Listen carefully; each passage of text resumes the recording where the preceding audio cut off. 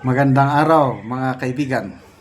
Pag-usapan natin ang love-hate relationship ng mag-best friend ito.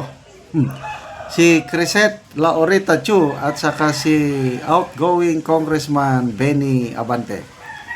Alam naman natin nangyari sa TRICOM na umiyak si Crisette sa hearing. Napilitan siyang nag-apology kay Congressman Abante. But despite yung incident na yon, sabi ni Crisette, friend pa rin silang dalawa ni Congressman Benny Abante. Ngayon, paalis ng kanyang best friend, kaya ito, mayroong open letter. Open letter ni Crisette kay Congressman Abante. Letter to all friends, Sir Benny. Hello, Benny Abante. As you prepare to step down from your congressional seat, just wanted to say, I will miss you. 2 times lang tayo nagkita, sir. But I'll never forget you kasi ikaw lang ang lalaki nagpaiyak sa akin.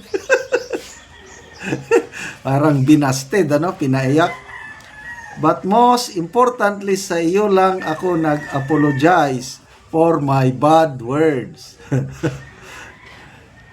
Sa ibang tao, pag tinatanong ako, anong sabi mo? Talagang inuulit ko. Tapos, 10 decibels higher. Tapos, sigaw ako ulit. Ulitin ko pa. Di mo narinig? O ano? Papalag ka? Matapang itong si Crisette, Pero sa iyo lang, talaga, Sir Benny, apologize agad with crying. I think, to be honest, it's the aura of holiness you have when you're confronting people. Grabe naman to. Holiness aura. Ano yun? Holiness nga nakadilat ang mga, nakaliwat ang mga dila? Ano pa itong holiness na sinasabi ni Crisette? Parang priest, you immediately start crying during a heartfelt service. Parang nasyak ako sa bad words ko when it was read with your holy mouth. Pastor ka po pala, I forget.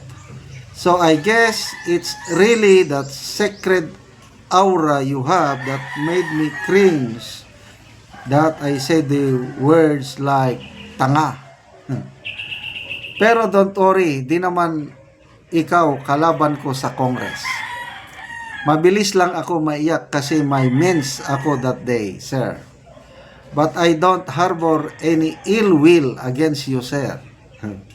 Ang personal ko talaga dyan sa Congress si Jude Asedre ng Tingog Party List. Pumasok talaga sa TRICOM just for me, ako lang tinanong. I feel so special after sa akin, umalis kaagad.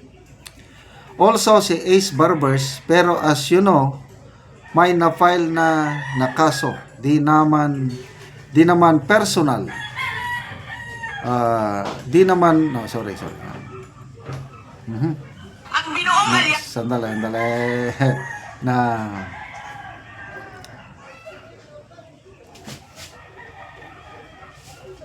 di naman personal daw ang laban ni Crisette kay Ace Barbers.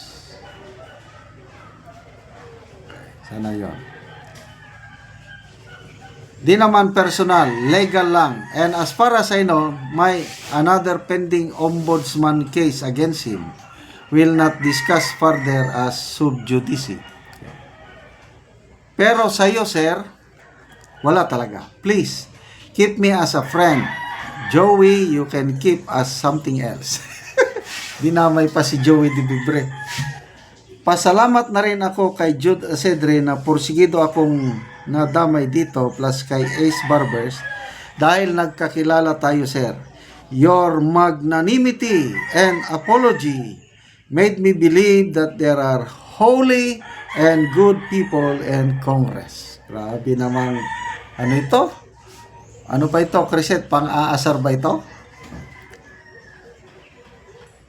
Sana yun? I will never ever go after you, Sir Benny. And in fact, I know it was just a job to you. Medyo the world is a stage lang ang atake mo, but believe it or not, I understand. Naging soap opera star ako sa local TV dahil sa iyo. Sir, super shy pa naman ako. I wish you all the best in life. And one day, our paths will cross again. As I've always said, keep smiling, keep shining, knowing you can always count on me for sure. That's what friends are for, sir. Talaga magkaibigan. Sabi niya, PS, buti pa itong ABS-CBN tama magkapsyon. I apologize for my bad words, not for fake news. Huwag niyo akong inaano. Sir Benny does not appreciate fake news. Oh, yun yung picture nilang dalawa. Umiiyak si Crisette sa TRICOM meeting dahil nagalit ang kanyang best friend na si Benny Abante. Okay, ito may relevant comments. Darwin Posadas. I admire your humility despite the fact what this man has done to you. But there is no need to apologize or even to wish goodness to this egotistical creature who thinks he is spiritually blessed and above the law. If you wish him all the best, I wish him all the worst.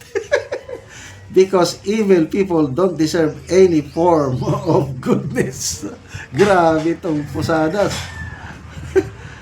I didn't apologize to him naman. Wala naman ako kasalanan sa kanya. I just wish him well. Che, Dolera, ikaw na ang rena ng sarcasm. Kipicho. Grabe.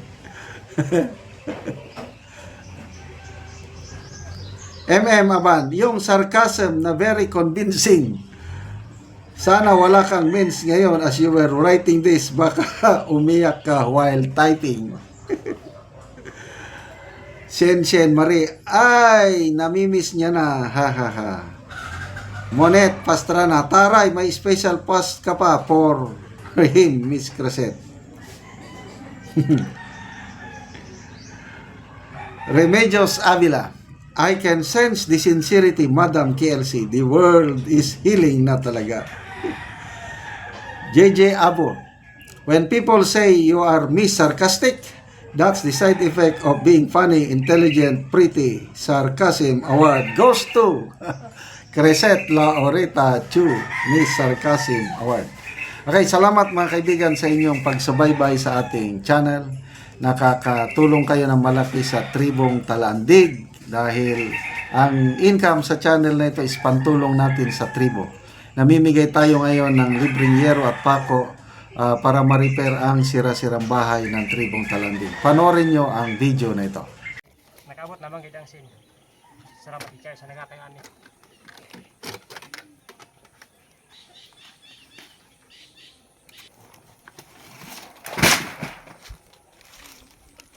Isa sin.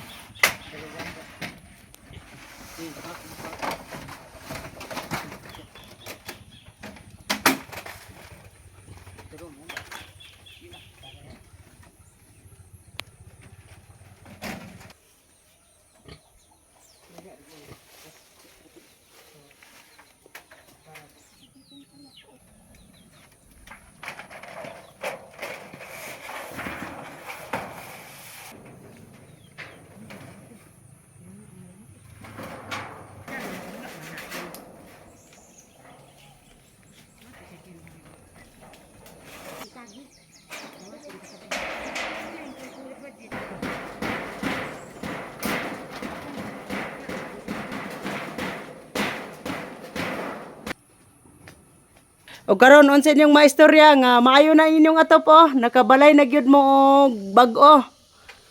Una salamat ikay sa Ginoo.